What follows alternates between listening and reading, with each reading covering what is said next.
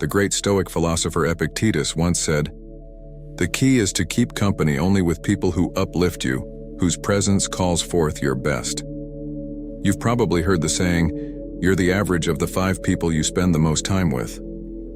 Well, today we're going to explore that idea through a Stoic lens.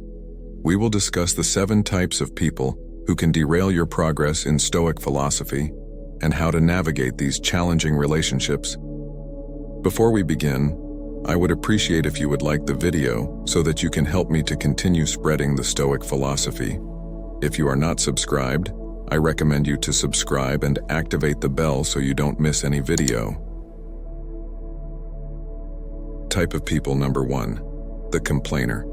We all have that friend, family member, or co-worker who seems to find fault in everything. Whether it's the weather, their job, or even the food at a popular restaurant, they never miss an opportunity to express their dissatisfaction. Now you might wonder, why should this concern me? I can just ignore them. Well, that's easier said than done. Consistent exposure to such negativity has a draining effect on your mental well-being. It's akin to a leaky faucet, slowly depleting your reservoir of emotional energy. Stoicism teaches us to focus on actionable solutions instead of dwelling on problems. For example, imagine you're collaborating on a project with someone who is a perpetual complainer. Each meeting turns into an exhausting session of complaints without any constructive dialogue. The impact? The team's morale declines, you're sidetracked from finding actionable solutions, and you'll likely find yourself increasingly disenchanted with the project and possibly even life in general. So how does Stoicism help us deal with a complainer? There are several strategies you can employ. First, limit your exposure to this individual whenever you can. If that's not possible, perhaps because they're a family member or colleague, then your second option is to mentally distance yourself during their diatribes.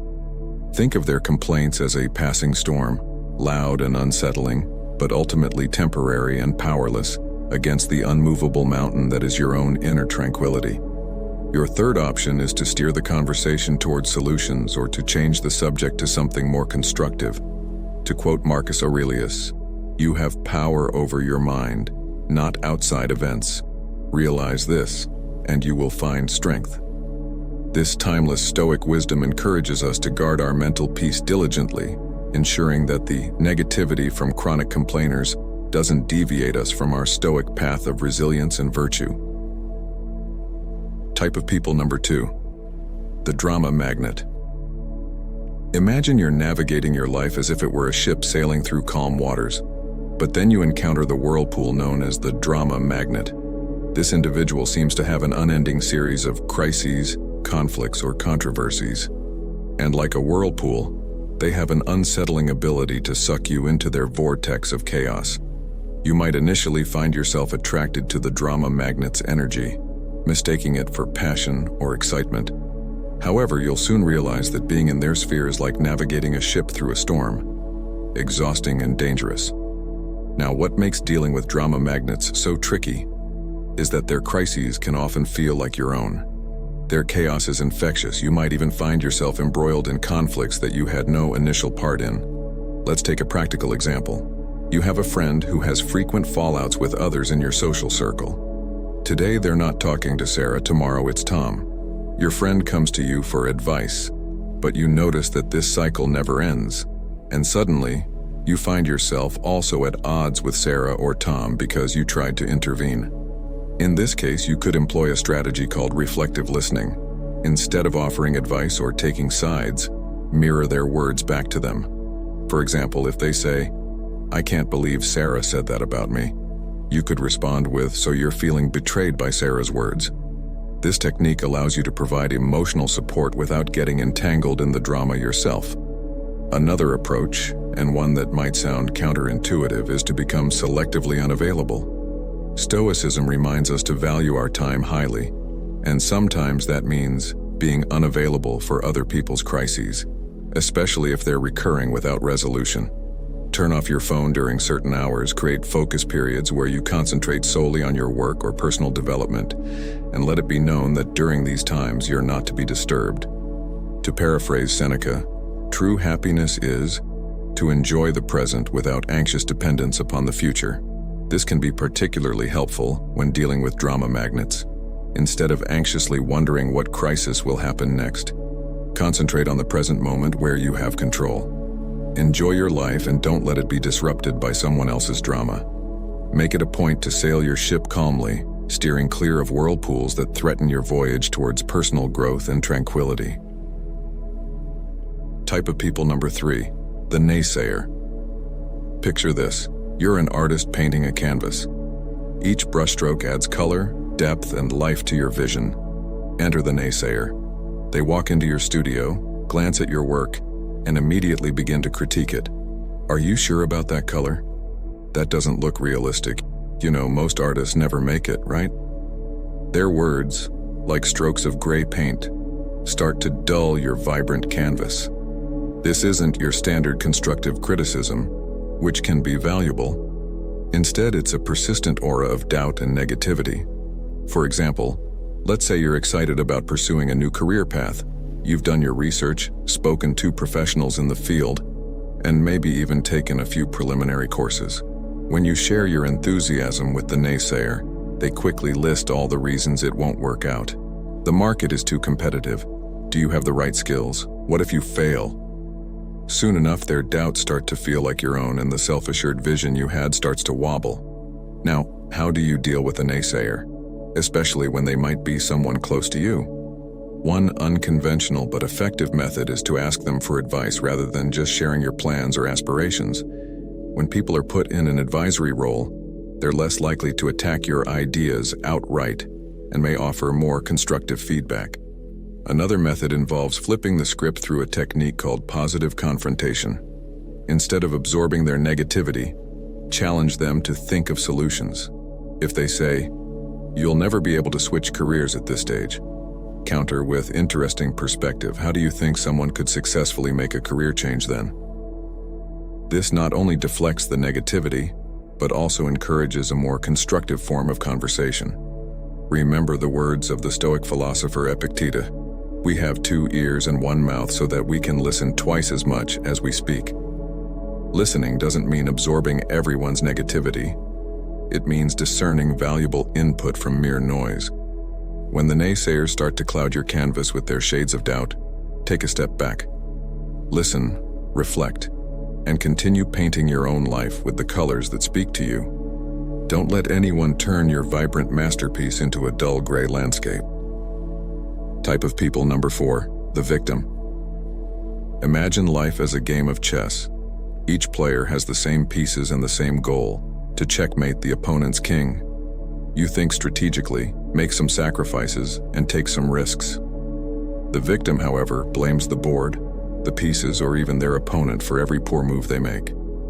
In their eyes, they're perpetually in checkmate, not because of their choices, but because of some external force working against them. Their narrative is a never-ending tale of woe, with themselves cast as the helpless protagonist. "I can't get ahead in my job because my boss dislikes me," or "I can't get fit because I have bad genetics." Now, it's crucial to note that some people face genuine hardships and systemic issues. However, the victim we're discussing uses their predicament as a permanent excuse, refusing to take any responsibility for their actions, or lack thereof. You might find yourself entangled in their storyline, perhaps as the supporting character who constantly needs to rescue them. Let's say you've spent countless hours listening to a friend blame their endless string of failed relationships entirely on their ex-partners. Not only does this suck up your time, but it can also subtly encourage you to adopt a similar victim mindset in your own life. So, what's your move when dealing with a victim? It might be tempting to become their savior, offering endless advice and emotional support. But the Stoics would caution against this. They'd recommend drawing a firm boundary to protect your own mental state. You could employ a technique known as compassionate detachment. Show empathy and kindness, but don't try to rescue them from situations they need to navigate themselves. Offer a listening ear, but refrain from becoming their perpetual problem solver. Marcus Aurelius once said, "The best revenge is to be unlike him who performed the injustice." If you find yourself sucked into the victim's narrative, Resist the urge to become one yourself. Take control of your own game board, make your moves, and remember, in the chess game of life, being perpetually in checkmate is often a choice, not a fate. Keep your pieces moving forward, make strategic sacrifices when necessary, and play not for revenge or pity but for growth and wisdom. Type of people number 5, the toxic positivist. You know this person.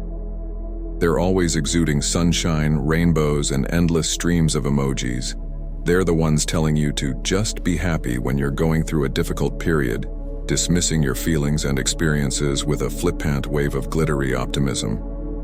Imagine your life as a garden. There are flowers, but there are also weeds and pests. A toxic positivist, however, insists on ignoring anything that isn't a blooming rose. Got aphids on your leaves? Just focus on the flowers. Don't let negativity into your garden, they'd say. While it sounds uplifting, their approach can make you feel invalidated and disconnected from reality. Suppose you're going through a tough breakup. You're sad, confused, and seeking some emotional balance. The toxic positivist's advice? There are plenty of fish in the sea. Just smile and be happy.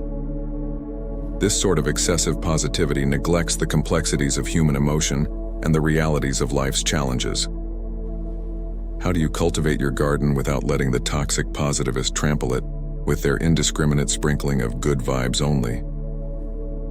One strategy is to engage them in a discussion that embraces both light and shadow. If they say, "Look on the bright side, at least you have your health," you could reply, "Yes, I'm grateful for my health, but it's also okay for me to feel upset about this specific issue.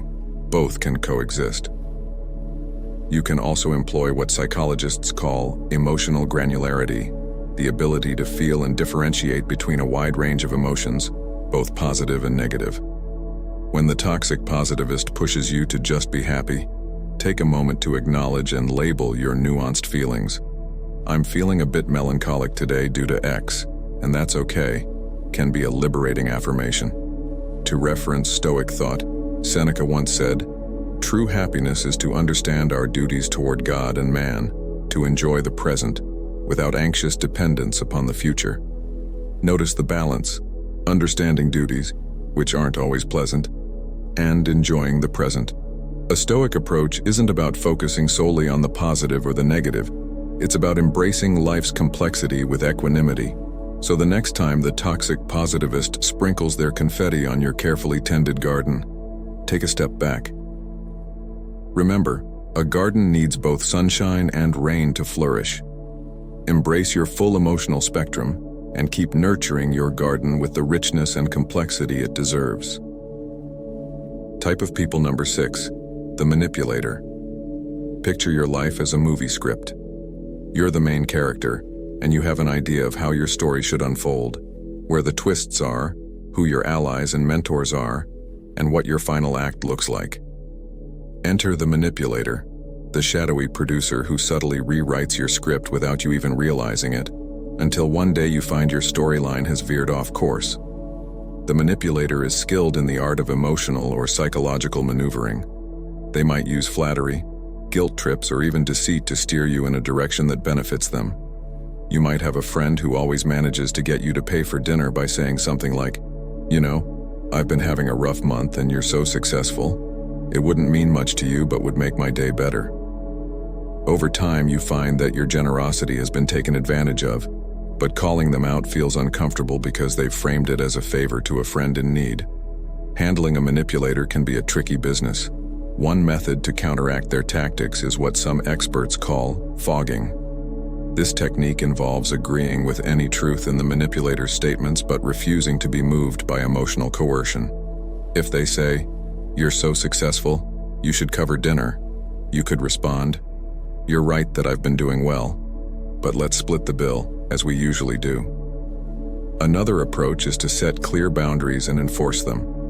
If the manipulator wants you to lend them money or commit to tasks you're uncomfortable with, learn to say no assertively. Keep your tone calm and your words clear. "I can't lend money, but I'm here to offer emotional support," sets a boundary while maintaining the friendship. Drawing inspiration from Stoic thought, Epictetus warned us, "We cannot choose our external circumstances, but we can always choose how we respond to them." The manipulator thrives on your predictable reactions. They manipulate your kindness, your guilt, or your desire for approval. By choosing to respond differently, you're taking control of your script again. So if you find a manipulator lurking in your life, remember that you're the one holding the pen. Your storyline is yours to write, and while the cast may include a variety of characters, the protagonist's journey, your journey, should always be guided by your own values and decisions. Reclaim your script, and don't let anyone manipulate your life's narrative. Type of people number 7, the time vampire. Imagine your daily routine as a carefully crafted symphony. Each instrument represents a task or commitment, and when played together, they create a harmonious balance. But then, the time vampire joins in, screeching off-key, drowning out your melody and turning your beautiful composition into discordant noise. The time vampire is not necessarily malicious. In fact, they might seem quite benign. It could be a colleague who constantly interrupts you with trivial questions, turning your productive workday into a series of fragmented moments. Or it could be a friend who invites you to countless social events that you're not interested in, making you feel obligated to attend and drain your time and energy. These interactions might seem inconsequential in the moment, but their cumulative effect can be profoundly disruptive. So how do you protect your symphony from being ruined by a time vampire? One effective strategy is the Pomodoro technique, a time management method that involves breaking your work into intervals, traditionally 25 minutes, separated by short breaks. During these intervals, you make it clear that you're not to be disturbed. This sets a boundary that protects your most productive times from being nibbled away. If you find yourself dealing with a social time vampire, remember that saying no is not just okay, it's essential for your well-being. Instead of offering elaborate excuses, a simple, "I appreciate the invite, but I can't make it," suffices. Declining an invitation is not a rejection of the person, it's an affirmation of your own needs and priorities. In the words of Seneca, life, if well lived, is long enough. Stoicism teaches us that time is one of our most precious resources, one that should be allocated wisely. It's the canvas upon which we paint the portrait of our lives, and we should be highly selective about who and what deserves a stroke of our brush. In the grand composition of your life, make sure each note, each instrument, each melody aligns with your greater purpose. Don't let the cacophonous intrusion of a time vampire throw your symphony into disarray. Hold the baton firmly and conduct your life with purpose, ensuring that every moment is a note well played in your harmonious masterpiece. As we reach the finale of today's exploration into the characters who can derail our path toward Stoic resilience and wisdom, let's not forget that self-awareness is key. It's easy to recognize these types in others, but the more challenging and enlightening task is to look within. Are you perhaps unintentionally playing one of these roles in someone else's life? Remember, Stoicism isn't just about navigating the world, it's also about understanding and improving ourselves. If today's discussion has sparked a realization, an epiphany, or even just a bit of introspection, I'd love to hear from you in the comment section. Write your thoughts, share your experiences, and let's engage in a dialogue that enriches us all. So until next time, may your choices align with your virtues, may your actions reflect your wisdom, and may your life be the masterpiece you're meant to create.